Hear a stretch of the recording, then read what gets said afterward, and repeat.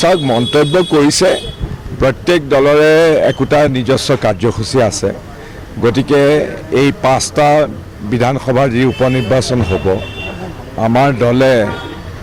এই উপনিৰ্বাচনে শেষ নহয় তাৰপিছত আমাৰ বেলেগ বেলেগ নিৰ্বাচন আছে 2026ত আমাৰ বিধানসভাৰ নিৰ্বাচন আছে আৰু বিধানসভাৰ নিৰ্বাচনত আমি আশা কৰিছোঁ যে আমি ঐক্যবদ্ধভাৱে সকলোৱে মিলি সমভাৱাপন্ন সমগোত্ৰীয় যি আমাৰ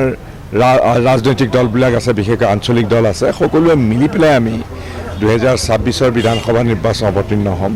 কিন্তু এই 5টা যিকেইটা উপনিৰ্বাচন হ'ব তাত আমাৰ দলে আমাৰ গণভিত্তিক শক্তিশালী কৰিবৰ কাৰণে বা গণভিত্তি ইতিমধ্যে আমাৰ আছে গতিকে এই শক্তি অনুযায়ী আমি নিজাববীয়াকৈ ইয়াত উপনিৰ্বাচনত অংশগ্ৰহণ কৰিম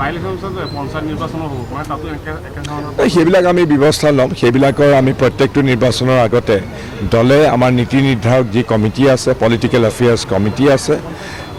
পলিটিকেল এফেয়াৰ্ছ কমিটিয়ে সেইবিলাক সিদ্ধান্ত লয় সদ্যহতে আমি এই উপনিৰ্বাচনত কংগ্ৰেছ দলে নিজাববীয়াকৈ এই 5টা আসনত উপনিৰ্বাচন হ'লে ইয়াত অংশগ্ৰহণ কৰিব এতিয়া হিমন্ত বিশ্ব শৰ্মা ডাঙৰীয়াই বেবেৰিবাং বহুত কথা কৈ থাকে